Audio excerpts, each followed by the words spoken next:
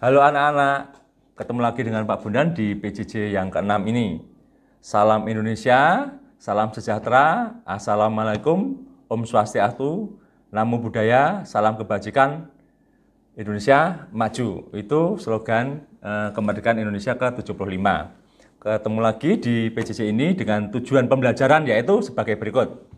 Karena ini masih di KD pertama tentang dinamika Pancasila sebagai dasar negara dan pandangan hidup. Maka tujuannya yang sub ketiga ini apa?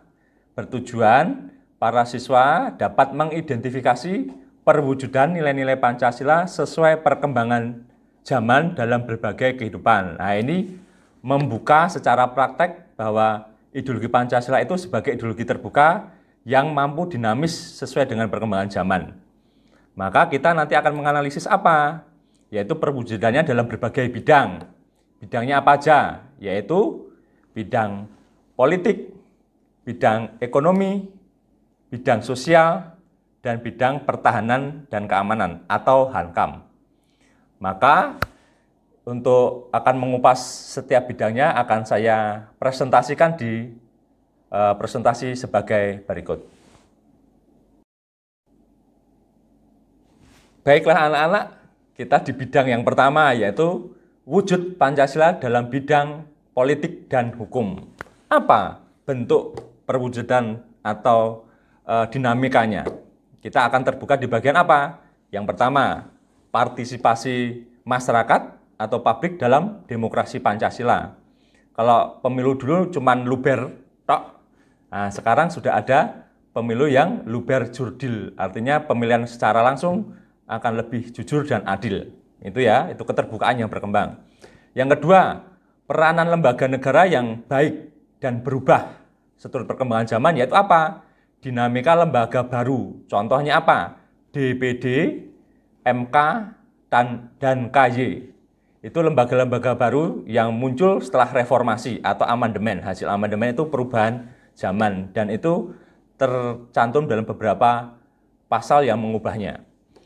Yang ketiga, Undang-Undang Republik Indonesia dalam batang tubuhnya itu ada amandemen sampai 4 kali. Tahun 1999, tahun 2000, 2021, dan 2002. Itu 4 kali perubahan ya. Itu menandakan perubahan dalam konstitusi. Artinya dalam undang-undang, dalam Pancasila itu dinamis mengikuti perkembangan zaman. Yang keempat, pelaksanaan musyawarah mufakat dan kekeluargaan dalam sistem demokrasi Pancasila. Yang kelima, penegakan hukum dan HAM sekarang sudah mulai terbuka dan tanpa pandang bulu. Artinya penegakan hukum sangat supremasi. Begitu ya. Yang keenam, tata aturan baik itu lalu lintas, norma-norma yang baru muncul. Contohnya lalu lintas dalam hal sekarang ya, dalam berkendara tidak boleh menggunakan handphone, harus lebih update lagi contoh-contoh seperti itu. Nah, ini contoh-contoh perubahan zaman mengikuti perkembangan global. Artinya setiap hukum dan dasar konstitusi itu dinamisnya dapat dilihat dari beberapa aturan yang sudah mulai berubah. Itu wujud Pancasila dalam bidang politik dan hukum. Baik anak-anak, kita di bagian wujud Pancasila dalam bidang ekonomi. Perubahan dinamikanya apa? Yaitu pada perubahan sistem ekonomi demokrasi Pancasila yang tertuang dalam batang tubuh UUD 1945 pada pasal 33. Itu mengidentikan sebagai sistem demokrasi Pancasila yang lebih modern. Dulu sebelum masa reformasi ayatnya cuma ada 3, sekarang ada tambahan pada ayat keempat. Itu ya, bisa kalian lihat 1-3, saya langsung ke 4-nya. Perubahannya demikian. Perekonomian nasional diselenggarakan berdasar atas demokrasi ekonomi dengan prinsip kebersamaan, efisiensi berkeadilan, keberlanjutan, berwawasan lingkungan, kemandirian, serta dengan menjaga keseimbangan kemajuan dan kesatuan ekonomi nasional. Itu tambahan amandemen di ayat yang keempat dalam pasal 33. Poin berikutnya, ini mendorong apa perubahan yang lain? Poin berikutnya ada adanya pasar modern Contohnya mall, swalayan, minimarket, gerai-gerai online shop. Itu keterbukaan bangsa Indonesia, negara Indonesia dalam hal menerima hal yang baru tapi tetap melestarikan pasar tradisional. Seperti itu ya. Yang berikutnya dalam hal ekonomi yang lain adalah sistem perbankan yang lebih modern. Kemudian bursa saham, perusahaan atau industri global yang lebih digital atau dikenal sebagai industri 4.0. Itu Indonesia mulai bergerak di bidang-bidang itu. Contohnya aplikasi-aplikasi dengan pemesanan lewat online. Itu contoh industri digital. Itu Indonesia berkembang ya. Yang berikutnya, yang keempat yaitu adanya investasi atau penanaman modal, baik itu kerjasama baik antar individu maupun kerjasama ekonomi global. Contohnya ASEAN, APEC, OPEC, G20 dan sebagainya. Itu contoh keterbukaan bangsa Indonesia atau negara Indonesia dalam bidang ekonomi.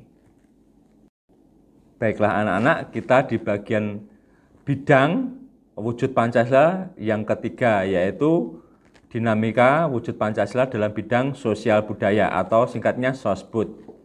Perubahan dinamikanya apa? Yang pertama, secara sosial terjadi perubahan sosial. Contohnya dalam bidang komunikasi. Itu kan secara sosial kelihatan ya, berubah nilainya dari yang dulunya komunikasi secara tradisional, secara langsung, baik itu dalam kekerabatan sering ketemu, dalam keluarga besar bisa saling ketemu.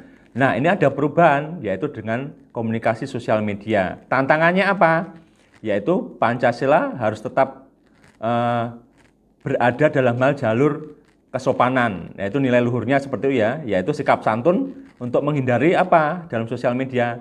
Menghindari hoax, menghindari hate speech, dan sebagainya. Itu sikap santun ya. Maka terjadi apa? Toleransi, sikap kesatuan itu akan lebih terjalin dalam hal ranah Pancasila. Kalau kita menjalin dalam hal perubahan sosial seperti itu. Yang kedua, sikap dinamis yang kedua adalah apa? Terbukanya dengan perkembangan budaya yang baru. Tapi kita lebih selektif. Contohnya apa? Boleh bersikap modern atau ke arah yang lebih modern, dari yang tradisional ke arah modern enggak apa-apa, tapi apa yang harus diseleksi? Contohnya westernisasi, apakah kita harus semuanya melulu dengan kebarat-baratan? Tentu tidak. Contohnya dalam hal berpakaian ya, tidak harus selalu mencontoh dalam hal berpakaian model barat. Nah, tapi kita tetap mempertahankan pakaian tradisi nasional Indonesia dalam bidang budaya, sosial budaya seperti itu. Terus dalam sikap apa? Hedonisme atau hedonistis itu pola hidup bersenang-senang, itu juga model barat. Contohnya dugem itu unsurnya apa aja? Ada miras, ada narkoba, kemudian ada vapor atau vape, itu contoh pengaruh yang kita harus seleksi. Apakah ini sesuai dengan budaya kita atau tidak? Itu kita harus membuat rambu-rambunya dengan cara apa? Kita menyeleksi. Itu ya, itu semuanya dari arus globalisasi secara sosial budaya. Berikutnya apa? Boleh kita mengambil budaya barat, contoh etos-etos budaya yang bagus apa? Yang positif, contohnya kerja keras, solider, integritas, kedisiplinan, sikap ilmiah, sikap kritis, itu hal-hal positif dari dunia barat yang bisa kita gunakan untuk mempertahankan kesatuan negara Republik Indonesia dalam hal bidang pendidikan, contohnya seperti itu bisa. Itu ya anak-anak, yang hal-hal positif bisa diambil, itu maksudnya memilah-milah atau lebih selektif. Yang berikutnya apa? Meski bersentuhan dengan budaya luar, kita tetap cinta dan melestarikan budaya asli. Itu anak-anak, pesan saya dalam hal begitu berkembangnya budaya, tapi tetap mempertahankan cinta kita kepada budaya. Baiklah anak-anak, kita di bagian bidang yang terakhir yaitu bidang Hankam atau pertahanan dan keamanan. Dilihat di situ ya, dalam pasal 27 dan pasal 30 itu tentang hak dan kewajiban untuk bela negara dan ikut serta dalam pertahanan keamanan. Itu salah satu partisipasi dalam perkembangan atau dinamika yaitu perlunya pertahanan dan keamanan di Indonesia. Terus yang ketiga apa? Politik luar negeri Indonesia apa? Bebas aktif. Aktif apa? Ikut serta dalam perdamaian dunia. Ini artinya ada gerakan aktif untuk ikut dalam dinamika dunia, yaitu ikut dalam pasukan PBB, contohnya itu seperti itu ya. Yang keempat, partisipasi masyarakat dalam keamanan lingkungan, bisa bentuknya nanti siskamling. Di Bali kita kenal namanya pecalang di Bali, itu contoh-contoh tetap mempertahankan luhur di setiap budaya. Yang keenam, ikut program wajib militer. Itu bisa diambil jika ada hukumnya. Contohnya ada di Korea, ada di Jepang, itu ada wamil, contohnya seperti itu. Kemudian yang ketujuh, ikut organisasi keamanan satuan kecil. Contohnya di sekolah ada yang namanya PKS, patroli keamanan sekolah, itu bisa dalam lingkup sekolah ya untuk mempertahankan keamanan. Terus ada namanya Hansip, ada namanya satuan pengamanan. Itu ikut organisasi keamanan satuan kecil. Itu dalam rangka mempertahankan keamanan ya. Yang kedelapan apa? Kalau yang konteks sekarang ini yang lebih dinamis apa? Yaitu menjaga atau memproteksi kesehatan diri. Ini lebih penting karena kalau kita mencintai lingkungan kita, apalagi terlebih yang kita cintai yaitu keluarga kita, teman-teman kita, tentu kita akan menjaga kesehatan diri dan teman-teman dengan perlindungan diri yang lebih baik. Itu contoh pertahanan yang lebih dinamis. Baiklah anak-anak, kita di bagian penugasan dalam Google Classroom, ada 4 pertanyaan di sana, bisa dilihat ya. Yang pertama, tantangan keterbukaan dalam bidang sosial budaya, kita dihadapkan dengan adanya pengaruh. Tadi sudah saya sebutkan yaitu westernisasi, modernisasi, globalisasi, hedonisme, dan materialisme. Nah, kalian deskripsikan dulu istilah tersebut itu apa. Terus bagaimana sikap kalian sebagai pelajar masa kini tetap terbuka dalam pengaruh tadi, namun tetap menjaga nilai luhur Pancasila sebagai pandangan hidup kalian sebagai anak bangsa. Apakah kita akan mengikuti? Nah, apa sikap kita?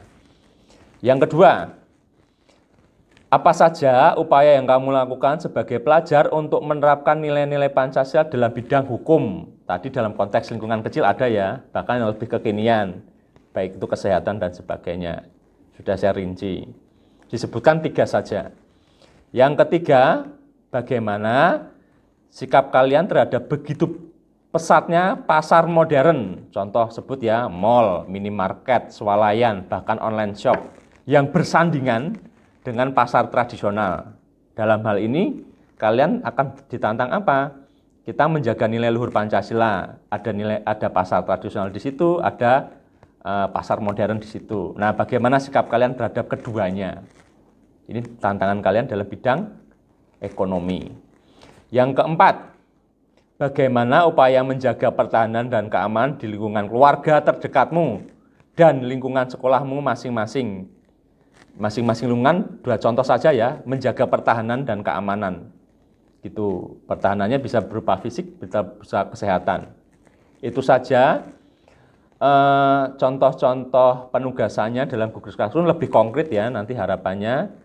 Jangan lupa deadline-nya, diperhatikan waktu deadline-nya, jangan sampai terlambat, tetap disiplin, tetap semangat dalam belajar, terus berusaha tanpa putus asa demi Indonesia maju. Salam Indonesia, salam Pancasila, berkah dalam.